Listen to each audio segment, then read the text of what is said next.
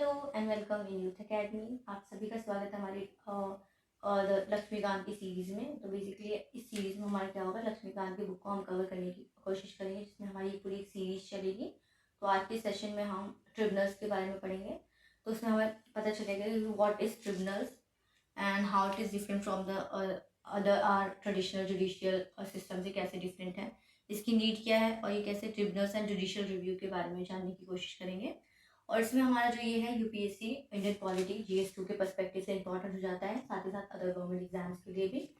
तो if we move forward, तो हम इंट्रो में पहले अपने ट्रेडिशनल जुडिशियल सिस्टम को देख लेते हैं कि हमारा ट्रेडिशनल जुडिशियल सिस्टम कैसा था, क्योंकि फिर इसको जानने के बाद ही हमें ट्रिब्यूनल्स के बारे में जानने में बहुत आसानी हो जाएगी। तो हमें पता है hierarchy of the judicial system. सबसे ओपेक्स में हमारा सुप्रीम कोर्ट ऑफ इंडिया है, उसके बाद हाई कोर्ट है, हाई कोर्ट के बाद हमारा आता है district court and session court, and then उसके बाद हमारा आता है सबऑर्डिनेट कोर्ट। ये हायरार्की बॉटम ऑफ अप्रोच के साथ पावर एंड जुडिक्शन भी इंक्रीज होते जा रहे हैं। और आपको पता है सुप्रीम कोर्ट और हाई कोर्ट के पास ही हमारा जुडिशियल रिव्यू का पावर है। अगर हाई कोर्ट की बात करें अंडर 226 एंड सुप्रीम कोर्ट की बात करें अंडर 32 में हमारा जुडिशियल रिव्यू की सिस्टम देखने को मिलती है। अब ये है हमारे इंडियन की पॉपुलेशन, वो 140-142 करोड़ के आसपास है। और जो हमारा कोर्ट है वो 12,000 के आसपास नंबर ऑफ कोर्ट्स हैं।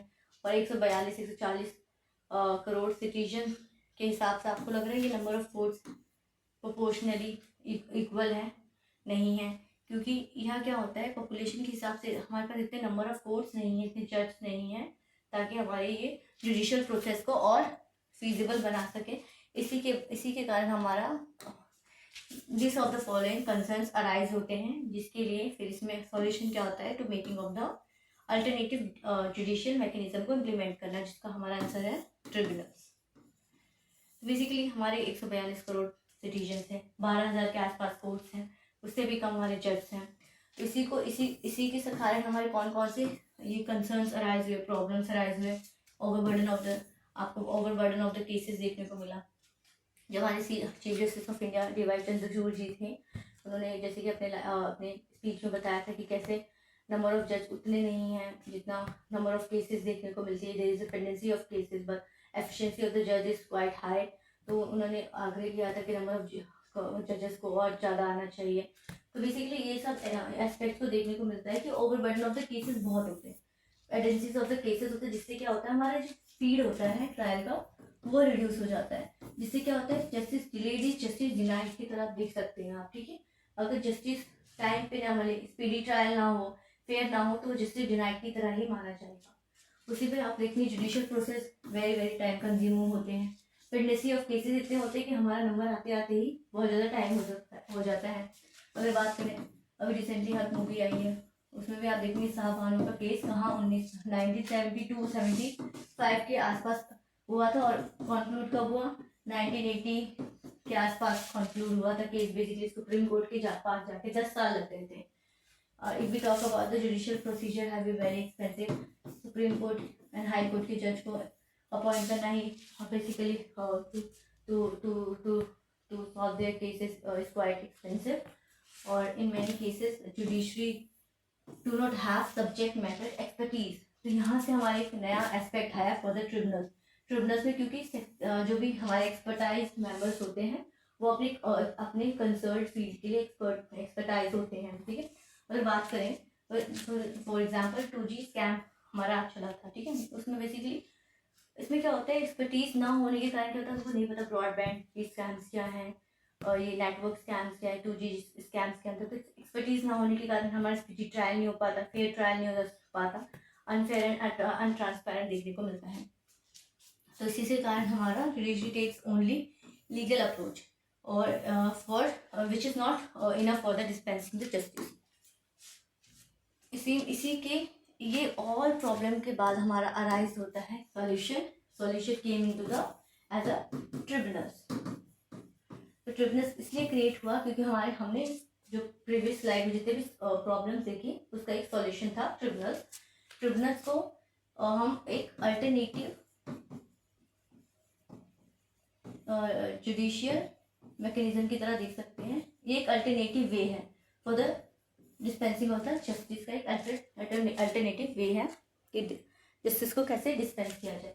तो इसी में जो हमारे ट्रिब्यूनल्स था वो यहाँ पर एक नया एस्पेक्ट है कि ओरिजिनल कॉन्स्टिट्यूशन में नहीं था, ये not find mention in the original constitution, but constitution में एक दो जगह इनकी ट्रिब्यूनल वर्ड देखने को मिले, बट ओरिजिनल कॉन्स्टिट्यूशन में ऐसा ट्रिब्यूनल्स नहीं थी। और ये क्वासी जुडिशियल इन नेचर होते हैं। क्वासी जुडिशियल इन नेचर से मतलब है पार्शली जुडिशियल होते हैं, क्योंकि आपको पता है जुडिशियरी हमारी ट्रेडिशनल जुडिशरी होती है, इंडिपेंडेंट होती है फ्रॉम द एग्जीक्यूटिव, बट जो हमारे ट्रिब्यूनल्स होते हैं वो in the hand of the executive होते हैं, इसलिए वो पार्शली जुडिशियल होते हैं। ये हमारा जो ट्रिब्यूनल्स है वो under article 42 constitution amendment act के अंदर आया, जिसमें दो आर्टिकल्स इंसर्ट हुए, article 323A and article 323B। तो यहाँ पर मैंने एक निमोनिक की तरह है ट्रिब्यूनल्स का आर्टिकल, आप कैसे याद करते हैं, ट्राइब्यूनल्स, तो ट्राई फॉर 3, तो 3 याद हो जाएगा, एंड 23 आप याद कर सकते हैं, 323, A for administrative and B for other from administrative, तो अदर मैटर्स। तो एडमिनिस्ट्रेटिव ट्रिब्यूनल, क्योंकि हमारा जो आर्टिकल 322(3)A में है वो बेसिकली इसके अंदर जो पावर है ओनली पार्लियामेंट के पास power to make the laws under article 323A, जिसमें वो क्या करती है, एडमिनिस्ट्रेटिव ट्रिब्यूनल्स बनाती हैं। तभी 323A हो जाएगा, ए for administrative tribunals, tribunals is try for 3, ऐसे आप याद कर सकते हैं। And apart from 323A, 323B में जो होती हैं मैटर्स, जो लॉ बनाने की पावर होती है वो पार्लियामेंट के पास भी होती है as well as state legislature के पास भी होती है, depending upon the legislative competence. Legislative competence का मतलब है लेजिस्लेटिव की नीड्स, स्टेट लेजिस्लेटिव की नीड्स एंड एस्पिरेशन के हिसाब से ये बनाई जाती है। लेकिन जो एडमिनिस्ट्रेटिव ट्रिब्यूनल्स होती हैं पूरे सेंटर में एक होती हैं, स्टेट में एक होती है, और यहाँ पर होते हैं हमारे जॉइंट एडमिनिस्ट्रेटिव ट्रिब्यूनल, वो भी दो या दो से अधिक स्टेट्स के बीच में बनती है, जो भी एक होती है। तो बेसिकली इसमें कोई हायरार्की देखने को नहीं मिलती, क्योंकि ये सब जगह एक ही होती है, लेकिन यहाँ पर हायरार्की ऑफ ट्रिब्यूनल्स देखने को मिलता है। तो ये जो हमारे अंडर आर्टिकल 323B में बनते हैं उसको बोलते हैं tribunals for the other matters, जो आर्टिकल 323A में बनते हैं उसको बोलते हैं tribunal for the basically tribunal for administrative matters. इसी पे हमारा नेक्स्ट आता है कोर्ट्स एंड ट्राइब्यूनल्स में डिफरेंस क्या होता है। तो जो हमारे कोर्ट्स में होते हैं उसमें जो हमारे कंपोजिशन ऑफ जज होते हैं बेसिकली एक्सक्लूसिव जुडिशियल मेंबर्स होते हैं, ये लीगली ट्रेन जजेस होते हैं, लेकिन जो हमारे कंपोजिशन देखने को मिलेगा इन ट्राइब्यूनल्स, इसमें जुडिशियल मेंबर्स भी होते हैं प्लस एक्सपर्ट मेंबर्स होते हैं। एक्सपर्ट मेंबर मतलब यहाँ पर ऐसे पर्सन्स होते हैं जो कि अपने फील्ड के एक्सपर्ट होते हैं, इन्वायरमेंटलिस्ट होते हैं, टैक्सेशन बेस्ड जो एक्सपर्ट होंगे, लैंड रिफॉर्म बेस्ड जो एक्सपर्ट्स होंगे, यहाँ पर आपको देखने को मिलेगा accountancies based experts, armed forces experts, administrative issues को लेके एक्सपर्ट्स होंगे। तो यहाँ पर आपको सिर्फ ट्रेंड लीगल जज मिलेंगे, और यहाँ पर आपको जज जुडिशियल मेंबर्स भी मिलेंगे as well as expert members भी मिलेंगे, एक्सपर्टाइज होंगी इसमें, जो कि हमारा पहला लास्ट कंसर्न था, इसमें एक्सपर्टीज नहीं होती, जहाँ पर जो डिस्पेंसिंग ऑफ जस्टिस होता है वो इनफ नहीं होता, वो लीगल बेस्ड होता है। प्रोसीजर की बात करें, strictly bound by the procedures of CRPCs and code of criminal procedure, साथ ही साथ एविडेंस एक्ट के अंदर बाउंड होते हैं, इनकी जुरिडिक्शन अंडर दिस एक्ट होती हैं। लेकिन जो हम प्रोसीजर की बात करते हैं ट्रिब्यूनल्स के अंदर वो नॉट स्ट्रिक्टली बाउंड होते हैं, वो basically guided by the principle of natural justice, natural justice के प्रिंसिपल पे गाइड होता है। तो ये tribunals work upon the principle of natural justice, not binding by the civil procedure code, evidence act, CRPC इसके अंदर बाइंड नहीं होते हैं सर, बट वो इन पावर को यूज़ कर सकते हैं, उनके अंदर के जो मेंशन्ड आर्टिकल प्रोविजंस है उनको यूज़ कर सकते हैं, but they are not strictly binding upon the jurisdiction upon this laws, they are basically perform their duties under the principle of natural justice. तो यहाँ से ऐसे डिफरेंस हो जाते हैं। अब बर्थ ऑफ द ट्रिब्यूनल्स की बात करूँ तो स्वर्ण सिंह कमेटी कॉन्स्टिट्यूट की गई थी, उन्होंने बेसिकली रिकमेंड किया था for the making of the tribunals. तो ट्रिब्यूनल्स ओरिजिनल कॉन्स्टिट्यूशन में नहीं है, ये बेसिकली अमेंडमेंट के थ्रू आया गया है। तो स्वर्ण सिंह कमेटी के रिकमेंडेशन पे हमारा ट्रिब्यूनल बनाया गया, जो कि 42 कॉन्स्टिट्यूशन अमेंड 1976 में के थ्रू बनाया गया था ट्रिब्यूनल। और इसके अंदर हमने पढ़ लिया, हमारे 2 आर्टिकल्स ऐड हुए थे for the administrative part and for the other part, और इसमें जो स्वर्ण सिंह कमेटी ने रिकमेंड किया था एडमिनिस्ट्रेटिव ट्रिब्यूनल्स क्या पढ़ना है। तो बेसिकली इतनी स्लाइड में जो हमने 3-4 स्लाइड में इतनी डायग्राम्स कार्टून के साथ जितनी बातें की उसका ये क्रक्स है, कंक्लूजन है। तो यहाँ पर हमें पढ़ना है, not the part of the original constitution 42nd constitution amendment 1976 में इंसर्ट किया था under article 16A। Part 16A में आर्टिकल दिस इंसर्ट हुए थे, स्वर्ण सिंह कमेटी के रिकमेंडेशन पे हुआ था। Enjoy the power of civil court, civil court का पावर यूज कर सकते हैं, and work guided by the principle of natural justice, ठीक है। और ये क्वासी जुडिशियल इन नेचर होते हैं, ये हमें याद रखना है। नेक्स्ट इंट्रोडक्शन की बात करें तो यहाँ तक हमने पढ़ लिया था रूल्स 42nd कॉन्स्टिट्यूशन अमेंडमेंट 1976 में देखने को मिलते हैं अंडर आर्टिकल 323A। इसको और डिटेल में पढ़ रहे हैं। तो इसमें क्या होता है, जो पार्लियामेंट जो 42nd कॉन्स्टिट्यूशन अमेंडमेंट एक्ट लाते हैं उसका पार्लियामेंट बनाते हैं एडमिनिस्ट्रेटिव ट्रिब्यूनल एक्ट 1985। उसके अंदर वो central tribunal, state tribunal and joint tribunals को बनाते हैं। ये रहा, तो इसमें है under article 42nd constitution amendment act article insert होता है और इसके अंदर क्या होता है, administrative tribunal act 1985। Under article 323A में हमारा एक्ट आता है एडमिनिस्ट्रेटिव ट्रिब्यूनल एक्ट 1985, जिसमें सेंट्रल लेवल के लिए हमारा सेंट्रल एडमिनिस्ट्रेटिव ट्रिब्यूनल बनता है जिसको कैट बोलते हैं। स्टेट लेवल के लिए हमारा सेट बनता है जिसको स्टेट एडमिनिस्ट्रेटिव ट्रिब्यूनल बोलता है। और ये सेट है पार्लियामेंट तभी बनाएगा जब वो स्टेट उनको रिक्वेस्ट करेगी to form the one. And joint tribunal होते हैं जिसको जेट बोलते हैं। तो ये होते हैं हमारे 2 and more states can request for the setting up the joint administrative tribunal।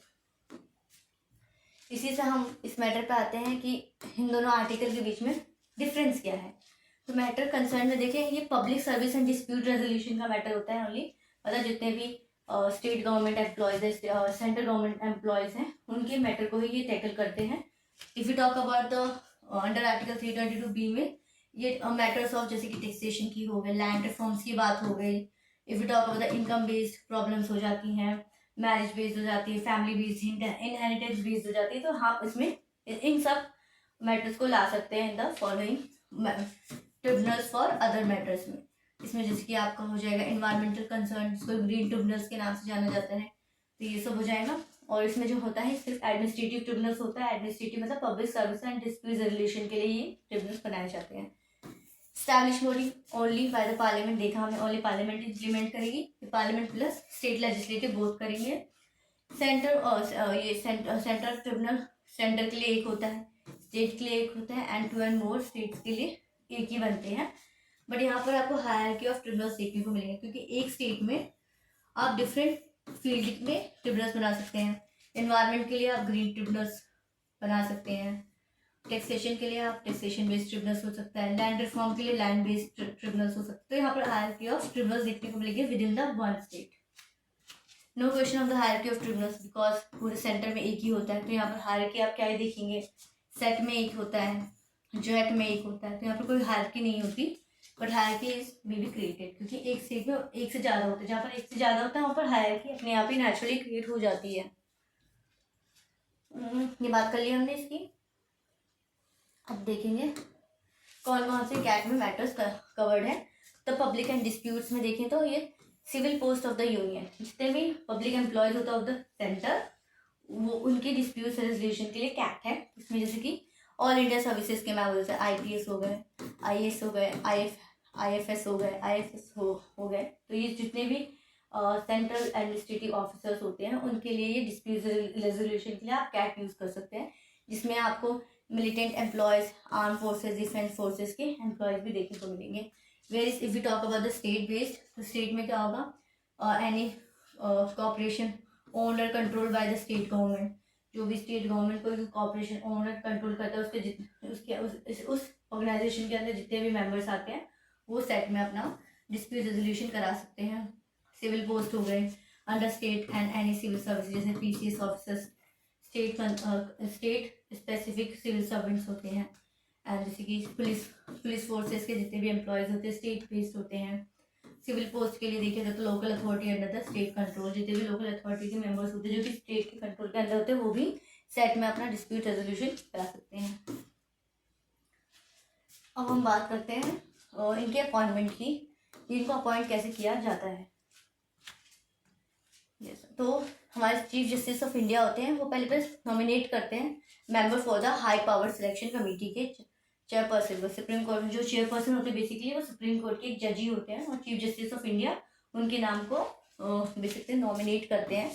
तो CGI nominate the name for the chairperson of the high power selection committee, and when this high power selection committee कितने members होते हैं वो एक list बनाते हैं, final list of the names for the members and chairperson of the tribunals, and then this list is verified by the appointment committee of the cabinet। तो यहाँ पर एग्जीक्यूटिव का इन्वॉल्वमेंट यहाँ पर हो गया, एग्जीक्यूटिव ऐसे इन्वॉल्व है क्योंकि जो appointment committee for the cabinet है ये बेसिकली एग्जीक्यूटिव मेंबर्स ही होते हैं। तो यहाँ पर आप देख सकते हैं कि tribunals is not independent but judiciary is independent. Okay, यहाँ पर एक एस्पेक्ट ये हो जाएगा। अगर वो लिस्ट को यस बोलते हैं तो ये फिर प्रेसिडेंट के पास जाता है, and then president appoint the chairperson and the members of the concern tribunals. तो ऐसे हमारा होता है। और वही यहाँ पर कैट की बात हुई, कैट में ऐसे अपॉइंट होती हैं। अगर वही हम सेट एंड जेट की बात करें तो उसमें एक लेयर और ऐड हो जाती है, ये भी प्रेसिडेंट के पास जाता है लिस्ट। प्रेसिडेंट अगर सेट की बात है तो सेट में क्या करता है प्रेसिडेंट उनके गवर्नर कंसर्न स्टेट के गवर्नमेंट से पूछते हैं for the consultation, and if they say yes then president appointed. Same with the jet. इसमें एक प्रोसेस ये होता है कि गवर्नर से भी इनका अप्रूवल ले लिया जाता है। एंड इसमें हम थोड़ा सेंट्रल एडमिनिस्ट्रेटिव ट्रिब्यूनल सेट में थोड़ा डिफरेंस और देख लेते हैं। Article 320A parliament passes the administrative tribunal act 1985, central government establish CAT and set.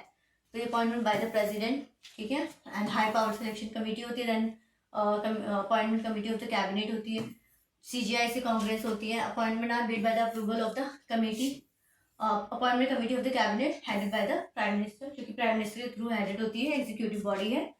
Composition में मल्टी मेंबर बॉडी होती है जिसमें 1 चेयरपर्सन होंगे एंड 65 मेंबर्स होंगे। तो बेसिकली एक ट्राइब्यूनल में एक चेयरपर्सन देखने को मिलेगा एंड 65 मेंबर्स होंगे, और ये मेंबर्स एक्सपर्टाइज होंगे इन देयर पर्टिकुलर फील्ड्स।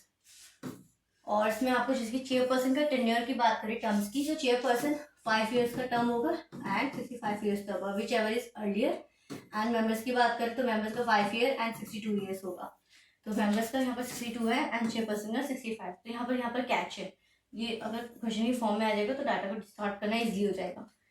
इसलिए इसमें प्रिंसिपल बेंच दिल्ली में देखने को मिलेगा, एडिशनल 17 रेगुलर बेंच होगा, not bounded by the court की CRPC criminal procedure act, evidence act से नॉट बाउंडेड है।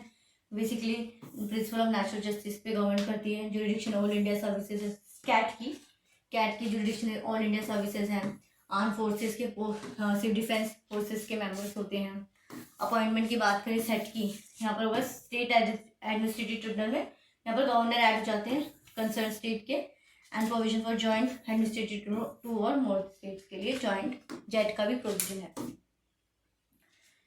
एंड इसमें हमने बात किया कि अंडर आर्टिकल 323A में अभी हमने सेट में तो देख लिया कौन कौन से मैटर कवर्ड है। कॉर्पोरेशन कवर्ड है, सिविल पोस्ट कवर्ड है under the state government and local authority under the state. ये सब सारे जितने भी मेंबर्स होते हैं ये सारे स्टेट डिस्प्यूट रेजोल्यूशन करा सकते हैं, ठीक है। एंड इसमें बात करें तो confine the matter only to public services under article 323A में पब्लिक सर्विसेज से मैटर ही ओनली कंस्ट्राइंड है। And if you talk about the B में matters which is wider scope की हैं, मतलब apart from the public service and dispute से apart जितने भी मैटर्स है वो उसमें आ जाएंगे जिसका वाइडर स्कोप ज़्यादा है। 1 for centre and services only, ठीक है। Depending on the legislative council wider scope and competencies देखने को मिलेंगी। मैक्सिमम 1 ही हो सकता है set and jet for the each state and is allow for the more. And यहाँ पर हायरार्की ऑफ द ट्रिब्यूनल्स देखने को मिलेगी, सेम रिपीटेड पार्ट। और यहाँ पर हमने देख लिया, फिर हमने ये जो पढ़ने ट्रिब्यूनल्स क्रिएट हो गया, तो ट्रिब्यूनल्स के बाद हमारा क्या क्या हमारा जो कंसर्न एंड प्रॉब्लम थी क्या वो हमें हमारा रिजॉल्व हुआ, तो उसी का पार्ट है। जैसे कि ओवरबर्डन ऑफ द केसेस कम हो गए विद रिस्पेक्ट टू द, जैसे कि हम civil services and dispute resolution की बात करें, उनका पर्टिकुलर एक अपना ही एक ट्रिब्यूनल एडमिनिस्ट्रेटिव ट्रिब्यूनल क्रिएट कर दिया गया जिसमें वो अपने डिस्प्यूट्स को खत्म कर सकते हैं, रिजॉल्व कर सकते हैं। उससे क्या हुआ, वो number of cases supreme court के हिसाब से कम हो गए। And if you talk about the other matters related to taxation, land reform, environment based tribunals create किए गए, other tribunal matter for the other tribunals create किया जिससे और कम हो गए केसेस। यहाँ पर basically criminal and civil, basically tribunals में आप सिविल केसेस को भी लेके जा सकते हैं, जिसमें क्रिमिनल बेस्ड ज़्यादा केसेस देखने को मिलने लगे। Of course very time consuming था, जो कि लेस हो गया ट्रिब्यूनल्स में, और जुडिशियल प्रोसेस जो कि एक्सपेंसिव था for the supreme court and high court की जज को अपॉइंट करने के लिए एक्सपेंसिव हो जाता था। ट्रिब्यूनल्स में ऐसा नहीं है, एंड सब्जेक्ट मैटर की जो एक्सपर्टीज नहीं होती थी, जो कि बस ओनली लीगल अप्रोच अपनाते थे डिस्पेंसिंग ऑफ जस्टिस, यहाँ पर क्या हो गया, एक्सपर्टाइज लोग अपने फील्ड के ऐड होने लगे, जिससे अब ये लीगल अप्रोच के साथ ही साथ एक्सपर्टाइज अप्रोच भी आने लगी, जिससे डिस्पेंसिंग ऑफ जस्टिस और बहुत फ्री फेयर स्पीडी होने लग गया। इसके बाद ही हमारा अब आता है tribunals and the judicial review का एस्पेक्ट। तो उसमें क्या होता था जुडिशियल रिव्यू में क्या होता है, बेसिकली आप एपलेट जुडिक्शन में क्या करते हैं, नॉर्मल ट्रेडिशनल जुडिशरी में क्या होता है, सेशन कोर्ट होता है, ठीक है। सेशन कोर्ट के बाद अगर सेशन कोर्ट के आपके अपील के अगेंस्ट जाना है आपको सेशन कोर्ट के, तो आप हाई कोर्ट अप्रोच करेंगे, हाई कोर्ट के अपील के अगेंस्ट जाना है तो आप सुप्रीम कोर्ट अप्रोच करेंगे। तो ऐसा कुछ लेयर चलती हैं, ये हमारा नॉर्मल जुडिशियल ट्रेडिशनल मैकेनिज्म में होता है, ठीक है। और इसमें लेकिन ट्रिब्यूनल में क्या होता है, ट्रिब्यूनल में जो अंदर आर्टिकल 42 कॉन्स्टिट्यूशन अमेंडमेंट एक्ट में अंडर आर्टिकल 323A में जो ये एक्ट लाया गया एडमिनिस्ट्रेटिव ट्रिब्यूनल एक्ट, उसमें क्या किया गया कि जो अपील होगी अगेंस्ट द कैट वो डायरेक्ट सुप्रीम कोर्ट में ही हर्ड होगी, मतलब आपको ऐसा पूरा लेयर ऑफ द नहीं जाना पड़ेगा, आप डायरेक्ट सुप्रीम कोर्ट ही जा सकते हो। तो सुप्रीम कोर्ट ने फिर क्या किया, Chandra Kumar versus union of India case में सुप्रीम कोर्ट ने ये जो क्लॉजेस थे जहाँ पर बोला गया था कि आप डायरेक्ट सुप्रीम कोर्ट ही कर सकते हैं अंडर जुडिशियल रिव्यू, उसको स्ट्रक एंड डाउन कर दिया गया। क्योंकि अगर हम कॉन्स्टिट्यूशन में देखें तो अंडर आर्टिकल 226 में हाई कोर्ट के पास पावर है for the judicial review and supreme court के पास पावर था under article 32 for the judicial review. तो उसमें ये बोला कि आप सुप्रीम कोर्ट के जुडिशियल रिव्यू को एक्नॉलेज करें, लेकिन आप हाई कोर्ट के जुडिशियल रिव्यू को कैसे स्ट्रक एंड डाउन कर सकते हैं, ठीक है। तो इसी को मानते हुए jurisdiction of the high court and supreme court over tribunals restore किया गया, क्लॉजेस विच बेसिकली कटेल the power of the supreme high court under the judicial review का पावर, उसको जो यहाँ पर जो से क्लोज में अंडर दिस एक्ट में स्ट्रक डाउन किया गया, उसको रिस्टोर किया गया। तो फिर रिस्टोर करने के बाद क्या हुआ, ये केस हो गया। तो अब क्या होगा, अगर आपको ट्राइब्यूनल्स के अपील के अगेंस्ट जाना है तो आप पहले हाई कोर्ट अप्रोच करेंगे, एंड देन हाई कोर्ट के अपील के अगेंस्ट जाना है तो आप सुप्रीम कोर्ट अप्रोच करेंगे अंडर आर्टिकल जुडिशियल रिव्यू के अंदर। क्योंकि आप अगर लॉजिकल रीजनिंग को अपनाएंगे तो बेसिकली जो जुडिशियल रिव्यू का पावर जिसके पास है ट्राइब्यूनल्स के अपील उसी के पास जा सकता है। तो आपको पता है आर्टिकल 226 में हाई कोर्ट के पास जुडिशियल रिव्यू का पावर है, वो कॉन्स्टिट्यूशन रेमेडीज यूज कर सकते हैं, रिट्स इश्यूज कर सकते हैं, and supreme court under article 32 judicial review कर सकता है एंड रिट्स इशू कर सकता है। तो बेसिकली जिसके पास जुडिशियल रिव्यू का पावर था आप ट्रिब्यूनल्स के अपील के अगेंस्ट उनको अप्रोच कर सकते थे, यहाँ पर सेशन कोर्ट के पास नहीं, इसलिए सेशन कोर्ट एक्सक्लूडेड है। बेसिकली इसमें क्वेश्चन बन सकते हैं कि session court are included under the appeal against the tribunals. It is not correct statement because High Court and Supreme Court are only in the series of appellate jurisdiction के series में। तो ये हमने case देख लिया, मिसलेंस में हमने देख लिया, रिक्रूटमेंट ये देख लिया कि सेट्स बेसिकली 9 स्टेट में ही कॉन्स्टिट्यूट किए गए हैं। मैप के थ्रू देखें तो हमारा है आंध्र प्रदेश कुछ इस साइड है, हिमाचल प्रदेश कुछ इस साइड आ जाएगा हमारा, उड़ीसा कर्नाटका का एरिया आ गया, मध्य प्रदेश का एरिया आ गया, महाराष्ट्र का एरिया आ गया, तमिलनाडु का एरिया आ गया, वेस्ट बंगाल का एरिया एंड केरला का एरिया। तो कुछ 9 स्टेट में आपको सेट देखने को मिलेगा, स्टेट एडमिनिस्ट्रेटिव ट्रिब्यूनल्स। एंड ये इन्फॉर्मेशन में Chandra Kumar versus union of India का केस हमने ऑलरेडी देख लिया है। इसके बाद कोर्ट्स ऑफ लॉ, मतलब हमारा traditional judiciary and the tribunals में अंतर देख लेते हैं एक बार जल्दी से। ट्रेडिशनल जुडिशियल सिस्टम होता है part of the court of law is a part of the traditional judicial system and agency of created by the statutes, basically एक एक्ट के थ्रू क्रिएट किया गया इसे। Power is try all the suit civil natures unless recognised by the bar, basically ये all the nature of cases को heard करता है, civil criminal evidence based, okay. But ये स्पेशल मैटर्स को एक ओनली हर्ड करता है क्योंकि क्वासी जुडिशियल बॉडी होता है, power to try cases of special matters पे ही कंसर्न होते हैं। Judiciary is independent from the executive, but it is not independent from the executive because executive ही इनको अपॉइंट करते हैं। एंड ये जो लेजिस्लेचर के जितने भी laws and policy which is ultra vires towards the spirit of the constitution को struck down कर सकते हैं, बट ये ऐसा नहीं कर सकते हैं। एविडेंस एंड प्रोसीजर बेस पे बाउंड होता है, बट ये प्रिंसिपल ऑफ नेचुरल जस्टिस पे गाइडेड होते हैं, not bad bound with this. Presiding officer court of law trained in the legal profession में होते हैं, यहाँ पर legal profession as well as trained in the other expertise में होते हैं। बेसिकली ऑब्जेक्टिवली ये जो भी इनका जो court must be decided all question objectively on the basis of evidence and material के रिकॉर्ड पे ही वो अपील सुना सकते हैं, बट ये सब्जेक्टिव बेस्ड होते हैं रेदर देन ऑब्जेक्टिव होते हैं। ये बेसिकली डिपार्टमेंट की पॉलिसीज को अकाउंट में रखते ही अपना डिसीजन को बताते हैं। तो यहीं पे हमारा ये ट्रिब्यूनल्स का एक्ट खत्म होता है। तो ट्रिब्यूनल्स की अगर जानकारी ले ले लास्ट में कंक्लूड करें तो बेसिकली ये अल्टरनेटिव जुडिशियल मैकेनिज्म है, ठीक है, under article 42 constitution amendment act 1976 में under article 323A and B का पार्ट है। ये अंदर कैसे ओनली इसमें पार्लियामेंट लॉज बना सकती है, इसमें पार्लियामेंट प्लस स्टेट लेजिस्लेचर दोनों काम कर सकते हैं, इसलिए इसमें अंतर हो गया। ये पब्लिक सर्विसेज से रिलेटेड ही है और इसमें अदर मैटर्स भी included, taxation, land reform, agriculture based, basically environmental based and Sorensen committee के थ्रू रिकमेंड किया गया था। एंड देन इसी में आपका ट्रिब्यूनल एडमिनिस्ट्रेटिव एक्ट देखने को मिलेगा 1985, है ना। प्रिंसिपल ऑफ नेचुरल जस्टिस से बाउंड है, कोई कोर्ट से बाउंड नहीं है, ये इंडिपेंडेंट नहीं है फ्रॉम द एग्जीक्यूटिव। इसमें बेसिकली चेयरपर्सन होता है, 65 मेंबर्स होते हैं और ये जो इसमें आपको जुडिशियल मेंबर भी देखने को मिलेंगे प्लस एक्सपर्टाइज मेंबर भी देखने मिलेंगे, जो अपनी फील्ड में एक्सपर्टाइज होंगे, अपने सब्जेक्ट मैटर में एक्सपर्टाइज होंगे।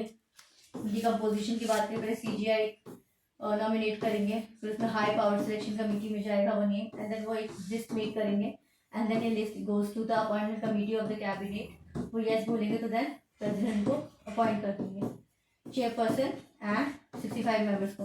चेयरपर्सन की टेन्योर बताइए आपको 5 ईयर प्लस 65 एंड 5 ईयर और 62, मतलब व्हिचएवर इज अर्लियर। एंड अगर मैं सेकंड जज की बात करूँ तो इसमें बस एक ऐड रहेगा कि प्रेसिडेंट पहले गवर्नर से कंसल्ट करेगा and then governor approve and then president appointed, ठीक है, ये हो जाएगा हमारा। तो इतना ही हमने सब कुछ पढ़ लिया, बहुत ही ओवरलोडेड क्वेश्चन था ये। तो ट्रिब्यूनल्स लक्ष्मीकांत का एक टॉपिक है, ठीक है, इसमें हमने ये चर्चा कर ली। आप मुझे कमेंट बॉक्स में बताना आपको कौन से नेक्स्ट टॉपिक पढ़ना है। वैसे तो मेरे कंसर्न में मुझे लग रहा है कि मुझे जुडिशियल जो ट्रेडिशनल जुडिशियल सिस्टम है उसको कंप्लीट करना चाहिए, जिसमें हमारा सुप्रीम कोर्ट आ जाएगा, judicial review, judicial activism and then high court, session court आ जाते हैं, वो सब कवर करेंगे ताकि हमारे एक पर्टिकुलर जुडिशियल सिस्टम कंप्लीट हो जाए। एंड हम पूरी लक्ष्मीकांत की सीरीज़ को ऐसे कंटिन्यू करेंगे on our one of the viewers के रिक्वेस्ट पे हम ये सीरीज़ लाए हैं। So thank you everyone for watching this session and stay tuned for our next classes.